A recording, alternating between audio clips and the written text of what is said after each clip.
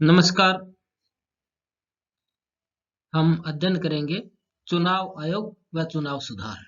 यह BA second year राजनीति विज्ञान के पेपर सेकंड भारतीय राज व्यवस्था के यूनिट 4 से संबंधित है। मैं doctor Mohanlal Goswami, assistant professor of political science, government girls college Hanumangarh. निर्वाचन आयोग या चुनाव आयोग दोनों शब्द ही इसके प्रचलित है। इंग्लिश में इलेक्शन कमीशन है इसका। चुनाव या निर्वाचन का गठन देखेंगे। इसमें चुनाव आयोग एक स्थायी व स्वतंत्र संस्था है। इसका गठन स्वतंत्र व निष्पक्ष चुनाव करवाने के लिए किया जाता है। अनुच्छेद 324 से 329 में निर्वाचन से संबंधित महत्वपूर्ण व्यवस्था की गई है। अनुच्छेद 324 के अनुसार संसद, राज्य विधानमंडल, राष्ट्रपति व उपराष्ट्रपति के पदों के निर्वाचन, संचालन, निर्देशन व नियंत्रण की जिम्मेदारी निर्वाचन आयोग की है, जबकि राज्यों के स्थानीय चुनाव के लिए अलग से राज्य निर्वाचन आयोग की व्यवस्था की गई है। चुनाव आयोग या निर्वाचन आयोग की रचना। निर्वाचन आयोग मुख्य निर्वाचन आयोग व अन्य आयुक्तों से मिलकर बना होता है। मुख्य व अन्य निर्वाचन आयोग की नियुक्ति राष्ट्रपति करता है। जब कोई अन्य निर्वाचन आयोग की नियुक्ति की जाए तो मुख्य निर्वाचन आयुक्त अध्यक्ष के रूप में कार्य करेगा। मुख्य निर्वाचन आयुक्त का कार्यकाल 6 वर्ष या 65 वर्ष की आयु जो भी पहले हो तब तक कार्य करेगा। अन्य का कार्यकाल 65 वर्ष या 62 वर्ष तक होगा। अन्य का कार्यकाल 6 वर्ष या 62 वर्ष की आयु तक होगा। वेतन सर्वोच्च न्यायालय के न्यायाधीश के समान है और उन्हें हटाने का तरीका वही है जैसे सर्वोच्च न्यायालय के न्यायाधीश को, यानी सिद्ध कदाचार या असमर्था के आधार पर संसद 2/3 बहुमत से प्रस्ताव पारित करे तो उसको पद से हटाया जा सकता है। 1950 से 1989 तक निर्वाचन आयोग एक सदस्यीय था, 15 अक्टूबर 1989 तक, परंतु 16 अक्टूबर 1989 से 2 अन्य आयुक्तों की नियुक्ति की गई। इसे 1990 में समाप्त किया गया, परंतु 1993 में से पुनः 2 निर्वाचन आयोग की नियुक्ति की गई। वर्तमान में जो मुख्य निर्वाचन आयोग है वो श्री सुनील अरोड़ा है। दूसरा, निर्वाचन आयोग की स्वतंत्रता। निर्वाचन आयोग या चुनाव आयोग दोनों शब्द प्रचलित है। अनुच्छेद 324 में निर्वाचन आयोग को स्वतंत्र व निष्पक्ष कार्य करने के लिए कुछ उपबंध किए गए हैं। एक, मुख्य निर्वाचन आयुक्त को उच्चतम न्यायालय के न्यायाधीश की तरह से ही हटाया जा सकता है। दूसरा, अन्य निर्वाचन आयुक्तों को मुख्य निर्वाचन आयुक्त की सिफारिश पर हटाया जा सकता है। तीसरा, निर्वाचन आयुक्तों की सेवा शर्तों में उसकी नियुक्ति के बाद अलाभकारी परिवर्तन नहीं किए जा सकते हैं। हालांकि इसमें कुछ कमियां भी हैं। संविधान में निर्वाचन आयोग की योग्यताओं का वर्णन नहीं है। दूसरा, कार्यकाल का संविधान में वर्णन नहीं है और सेवानिवृत्ति के बाद अन्य नियुक्तियों पर रोक भी नहीं लगाई गई है। तो ये इसमें कुछ कमियां हैं, इसके बारे में संविधान है मौन है। तो निर्वाचन आयोग की कार्य व शक्तियां। चुनाव या निर्वाचन। पहला, निर्वाचन क्षेत्रों का परिसीमन। चुनाव आयोग का प्रथम कार्य निर्वाचन क्षेत्रों का सीमांकन होता है। यह जन प्रतिनिधित्व अधिनियम 1950 के अंतर्गत राष्ट्रपति द्वारा किए गए आदेश के आधार पर जारी किया जाता है।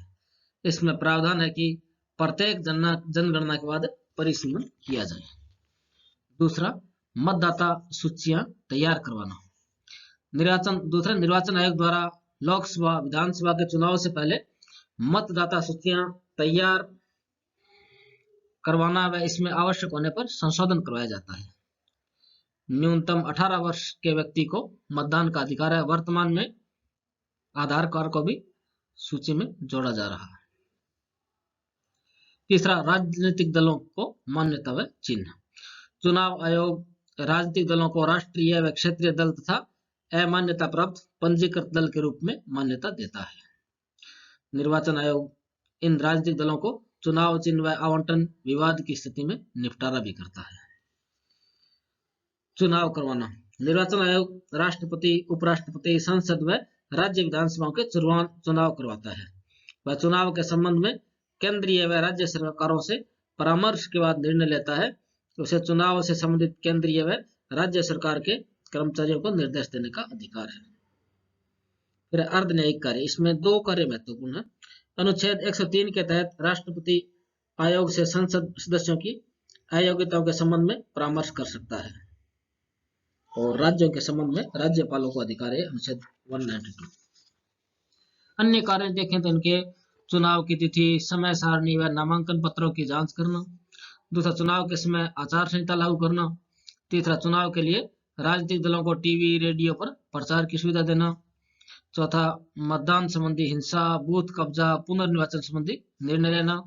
और छठा, राष्ट्रपति को सलाह देना कि राष्ट्रपति शासन वाले राज्यों में 1 वर्ष समाप्त होने के बाद चुनाव करवाए जाए या नहीं। ये इनके मुख्य कार्य हैं। हम देखिए इसमें चुनाव पद्धति या निर्वाचन पद्धति में कुछ दोष आ गए थे और उनमें सुधार किया गया इसमें से। तो हम देखेंगे इसमें सुधार जो किया गया 1996 से पहले चुनाव सुधार देखेंगे, फिर 1996 में किया गया, उसके बाद किया गया। पहला है 1996 से पहले चुनाव सुधार, मतदान आयु घटाना। 1988 में 61वें संविधान संशोधन द्वारा मतदान की न्यूनतम आयु 21 से घटाकर 18 वर्ष कर दी गई। उसमें प्रधानमंत्री राजीव गांधी थे। ये क्वेश्चन सामान्यतः जीके में पूछा जाता है, काफी महत्वपूर्ण है ये। दूसरा, प्रस्तावकों की संख्या में वृद्धि। 1988 में राज्यसभा व राज्य विधान परिषदों के चुनाव में नामांकन पत्रों पर हस्ताक्षर करने वालों की संख्या 10% या 10 निर्वाचक जो भी कम हो वह की गई। ऐसा अनावश्यक उम्मीदवारों को रोकने के लिए किया गया। इलेक्ट्रॉनिक वोटिंग मशीन, ईवीएम्स, 1989 में ईवीएम्स की शुरुआत की गई। 1998 में राजस्थान, मध्य प्रदेश, दिल्ली की विधानसभा चुनाव ईवीएम से हुए। 1999 में गोवा विधानसभा में पहली बार ईवीएम से पूरे राज्य में चुनाव हुए थे। बूथ कब्जा, 1989 में बूथ कब्जा होने पर चुनाव स्थगित या रद्द करने का प्रावधान किया गया। बूथ कब्जे में शामिल है ए, मतदान केंद्रों पर कब्जा व मतपत्र सरेंडर करवा लेना। बी, मतदान केंद्र पर कब्जा करके अपने समर्थकों को वोट डालने की इजाजत। सी, किसी मतदाता को मतदान केंद्र पर जाने से रोकना। और डी, मतगणना केंद्रों पर कब्जा करना। फिर देखिए मतदाता फोटो पहचान पत्र, इपिक बोलते हैं इसको। 1993 में मतदाताओं के लिए मतदाता फोटो पहचान पत्र इपिक शुरू किए गए थे। ये काफी महत्वपूर्ण था, इसको इपिक को दिखाकर ही वोट डाल सकते हैं। 1996 के चुनाव सुधार। 1990 में वीपी सिंह प्रधानमंत्री के नेतृत्व वाली राष्ट्रीय मोर्चा की सरकार ने तत्कालीन कानून मंत्री दिनेश गोस्वामी की अध्यक्षता में चुनाव सुधार समिति का गठन हुआ। उन्होंने 1990 में रिपोर्ट दे दी थी, उनके कुछ सुझाव 1996 में लागू हुए, जिसमें मुख्य यह है उम्मीदवारों के नाम सूचीबद्ध करना। चुनाव लड़ने वाले उम्मीदवारों को 3 वर्गों में बांटा जाएगा। 1, मान्यता प्राप्त राजनीतिक दलों के उम्मीदवार। 2, पंजीकृत गैर मान्यता प्राप्त राजनीतिक दल। और तीसरा, निर्दलीय उम्मीदवार। मत पत्रों में इनके नाम उपरोक्त क्रम में रहेंगे तथा नामों को वर्णमाला के अनुसार रखा जाएगा। ए, आ, फिर क्या ऐसे रखा जाएगा। दूसरा, राष्ट्रीय गौरव का अनादर पर रोक। राष्ट्रीय गौरव अपमान रोकथाम अधिनियम 1971 के तहत निम्न कुछ अपराधों के लिए सजा का प्राप्त व्यक्ति 6 साल तक लोकसभा और विधानसभा चुनाव लड़ने के अयोग्य रहेगा, या इसके तहत किसी को सजा हुई है तो। 1, राष्ट्रीय झंडे का अनादर या अनादर का अपराध। दूसरा, संविधान के अनादर व राष्ट्रगान गाने से रोकने का अपराध, इनको गंभीर माना गया। देखिए तीसरा, शराब की बिक्री पर रोक। मतदान समाप्त होने के 48 घंटे पहले तक मतदान केंद्र के क्षेत्र में शराब बिक्री पर रोक होगी व उल्लंघन करने पर 6 माह कैद या 2000 रुपये जुर्माना होगा। प्रस्तावकों की संख्या वृद्धि। लोकसभा या विधानसभा का उम्मीदवार किसी मान्यता प्राप्त दल का है तो 1 प्रस्तावक, और गैर मान्यता प्राप्त राजनीतिक दल का या निर्दलीय है तो उस क्षेत्र के 10 पंजीकृत मतदाताओं के प्रस्ताव के रूप में हस्ताक्षर होने चाहिए। उम्मीदवार की मृत्यु।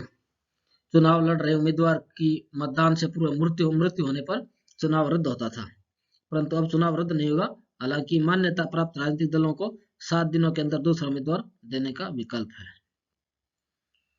फिर छठा, उपचुनाव की समय सीमा।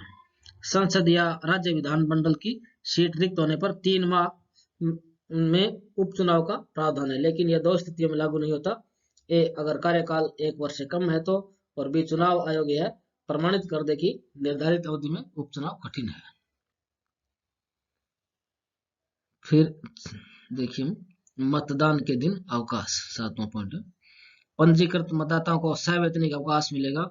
उल्लंघन करने वाली संस्था व्यक्ति पर 500 रुपए का जुर्माना लगा सकता है, परंतु वहां लागू नहीं होता जहां अनुपस्थिति से खतरा या अत्यधिक नुकसान हो। फिर नेक्स्ट 8वां, 2 से अधिक चुनाव क्षेत्रों से चुनाव लड़ने पर रोक। लोकसभा या विधानसभा में कोई उम्मीदवार 2 या अधिक निर्वाचन क्षेत्रों में एक साथ चुनाव नहीं लड़ सकता। 9वां, हथियारों पर रोक। मतदान केंद्र के आसपास हथियार ले जाना अपराध की श्रेणी में, इसमें 2 साल की सजा है, जुर्माने का प्रावधान है, परंतु पुलिस या सेना पर लागू नहीं होता। 10वां, चुनाव प्रचार की अवधि कम करना। नामांकन वापस लेने की आखिरी तिथि व मतदान तिथि के बीच न्यूनतम अंतराल 20 से घटाकर 14 दिन कर दिया गया है। 1996 के बाद चुनाव सुधार जो किए गए।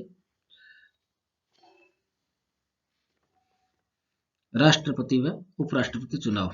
1997 में राष्ट्रपति का चुनाव लड़ने के लिए प्रस्तावकों व समर्थकों की संख्या 10 से बढ़ाकर 50 कर दी गई, व उपराष्ट्रपति के लिए बढ़ाकर 5 से 20 कर दी गई। साथ ही जमानत राशि 2500 से 15,000 कर दी गई। इससे कुछ लोग सिर्फ प्रचार पाने के लिए चुनाव लड़ते हैं, तो इस तरह के अगंभीर प्रत्याशी उनको हटाने के लिए। दूसरा, डाक मतपत्र से वोट डालना। 1999 में चुनाव कार्य से संबंधित हुए कर्मचारियों को डाक से मतपत्र डालने की सुविधा दी गई। Proxy voting. 2003 में सैनिकों को प्रॉक्सी मतदान की सुविधा दी गई। इसके लिए उन्होंने निर्धारित प्रपत्र में अपना प्रॉक्सी नियुक्त करके सूचना अपने निर्वाचन क्षेत्र के अधिकारी को देनी होगी। फिर चौथा, उम्मीदवारों द्वारा घोषणा। 2003 में चुनाव आयोग ने संसद या विधानसभा चुनाव के उम्मीदवारों को नामांकन पत्र के साथ निम्नलिखित जानकारी का आदेश दिया: आपराधिक मामले, संपत्ति, देनदारियां, शैक्षणिक योग्यता। फिर राज्यसभा चुनाव में बदलाव। 2003 में बदलाव किया गया कि राज्यसभा चुनाव किसी भी राज्य से लड़ सकते हैं। पहले संबंधित राज्य का निवासी होना आवश्यक था। और बी, गुप्त मतदान के जगह खुला मतदान शुरू किया गया। मतदाताओं को मोहर लगाने के बाद वोट नामांकित एजेंट को दिखाना होगा। तो इसमें जो गुप्त मतदान है उसको समाप्त किया गया। ऐसा इसलिए किया गया कि कई बार एक राजनीतिक दलों के वोट दूसरे को दे देते हैं। देखिए, यात्रा व्यय पर छूट। राजनीतिक दल का चुनाव प्रचार करने वाले नेताओं को यात्रा व्यय उम्मीदवारों के खर्च में शामिल नहीं होगा।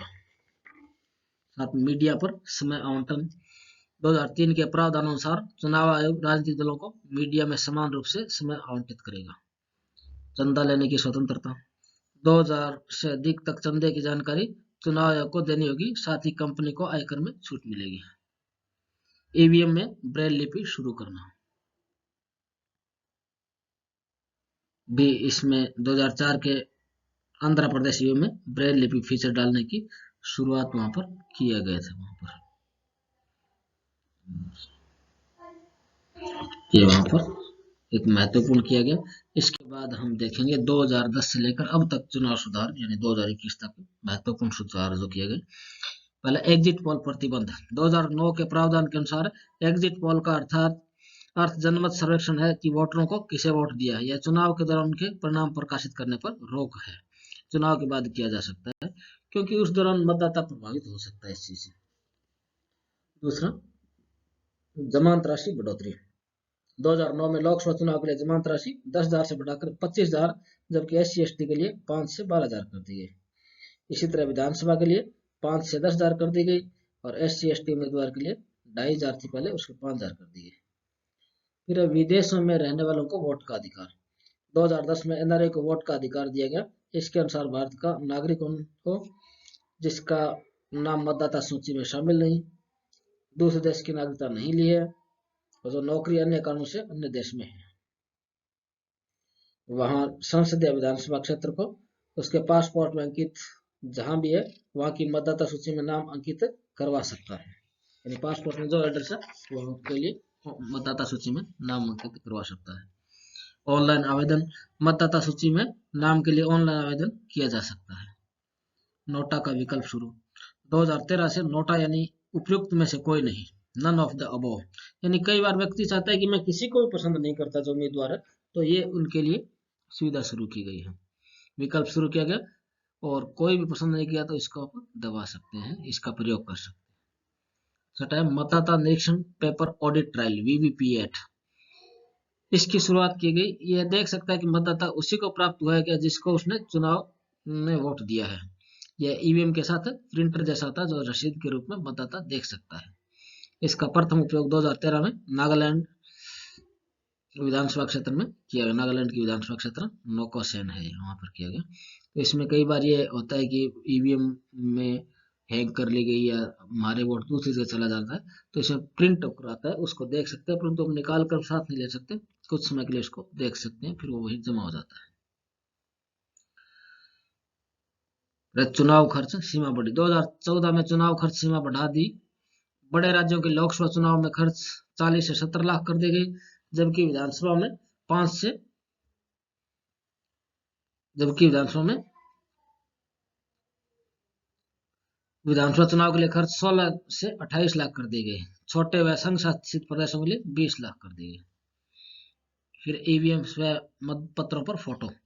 1 मई 2015 के बाद होने वाले चुनाव में ईवीएम स्व मतपत्रों पर उम्मीदवारों का नाम और फोटो, चुनाव चिन्ह ये आवश्यक है। ये इसमें काफी सारे सुधार किए गए हैं और इसमें और भी किए जाते रहे हैं। तो उम्मीद करता हूँ ये सारे आपको समझ में आए होंगे। तो इसके 2 क्वेश्चन बन सकते हैं, निर्वाचन आयोग का गठन और उसके चुनाव सुधार से उसमें छोटा क्वेश्चन भी जनरली पूछ लिया जाता है। तो आपका असाइनमेंट भी है कि आप इसको सुनकर रजिस्टर में इसी तरह से लिखेंगे ताकि आप ज्यादा अच्छी तरह से याद करें। धन्यवाद।